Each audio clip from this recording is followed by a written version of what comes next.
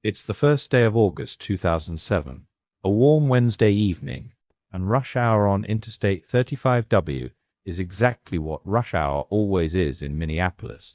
Bumper to bumper, windows down, a bridge that hundreds of thousands of people have crossed without a second thought. Below the deck, the Mississippi River. Above it, nothing unusual at all. Then, at just after 6 in the evening, without warning, the roadway drops. Not one lane, not one section. The center of the bridge breaks apart, cars and all, and falls more than 60 feet down into the river and the rail yard beneath it. A school bus carrying children home from a summer day camp tips forward toward the broken edge of the roadway and stops. Its fall was caught by a guardrail, just short of going over. 13 people die that evening, and 145 more are injured. For a full 8-lane interstate bridge collapsing in the middle of a major American city at the peak of rush hour, it could have been far worse. 4 of the bridge's 8 lanes were closed that day for repaving, and the traffic still crossing was crawling, stop and go, fewer cars, moving slower than an ordinary evening.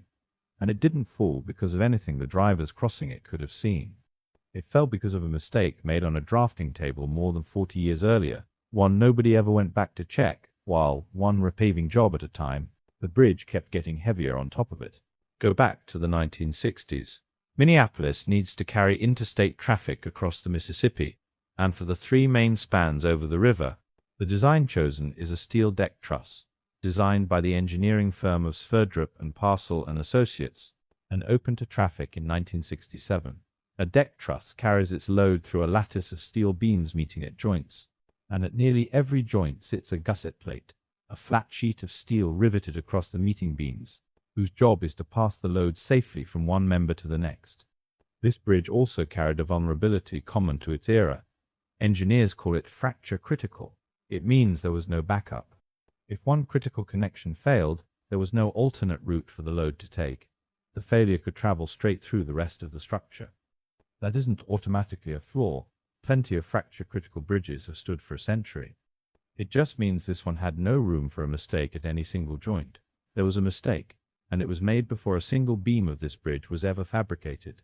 About 2/3 of the way along the main span sits a matching pair of joints, one on each of the bridge's 2 main trusses, that investigators would later identify by their design code, node U10.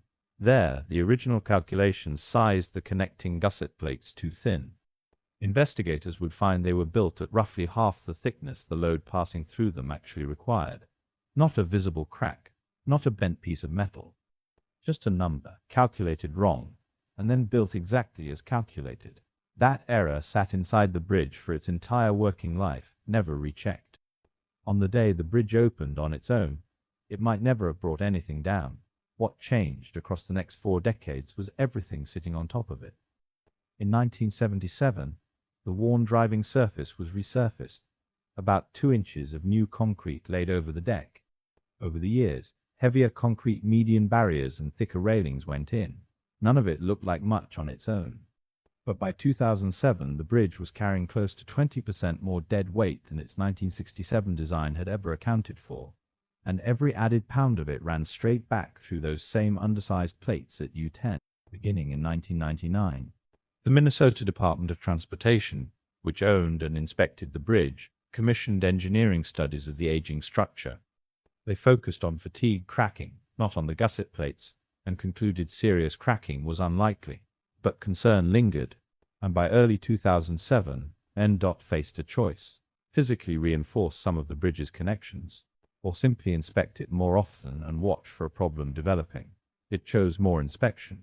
Then, in the summer of 2007, the load went one step further.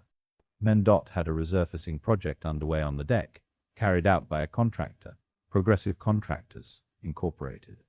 On the afternoon of August 1st, the crew had staged its materials and equipment for the next day's concrete pour, sand, gravel, and heavy machinery. Around 580,000 pounds of it, nearly 290 tons, parked near the center of the span, directly over those same weakened joints. For years, the bridge had been carrying more than it was designed for, on connections that were never strong enough to begin with. That afternoon, it finally carried too much. At approximately 6:05 that evening, with the bridge full of rush hour traffic, and that construction load still on the deck, The undersized gusset plates at U-10, on both of the bridge's main trusses, gave way within moments of each other. Because there was no alternate path for the load, the failure didn't stay contained to one joint. The center of the bridge came down in about 3 seconds, dropping into the river and the rail corridor below.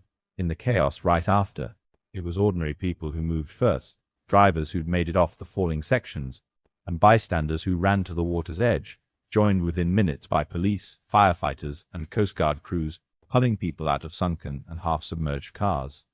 It was a rescue effort that almost certainly saved lives the collapse itself hadn't already taken.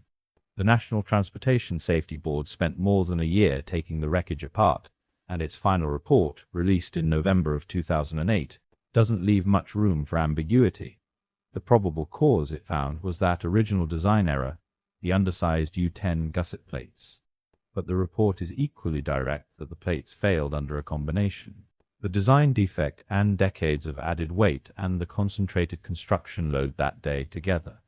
With the design defect alone, the bridge would very likely have carried on for years longer. And here's the part that reframes the whole story.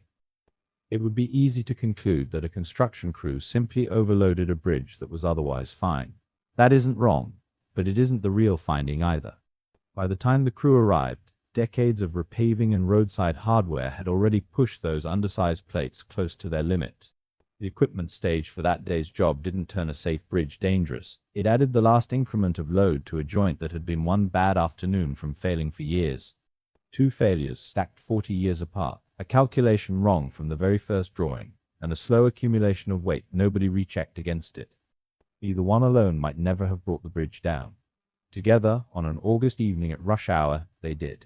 The people crossing that bridge had no way of knowing any of this.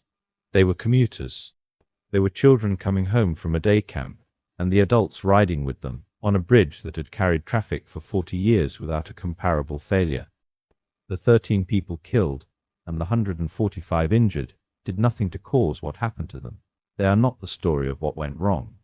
They're who it was done to, and this script names none of them. The public record points to the original design, and to the decades of decisions sitting on top of it. The NTSB concluded the probable cause was a design error by the firm that engineered the bridge. Sverdrup and Parcel, the U-10 gusset plates were specified too thin from the very first drawings, a finding the firm's corporate successor would later dispute. MnDOT, which owned and inspected the bridge for its entire working life, had studied concerns about the aging structure in the years before the collapse and chose additional inspection over physically reinforcing it. And this is the detail that stays with you. The original error was a number on a drawing, nothing an inspector could read off the steel by eye.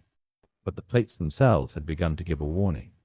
By 2003, the U-10 gusset plates had visibly bowed out of shape, and that bowing was actually captured in an inspection photograph.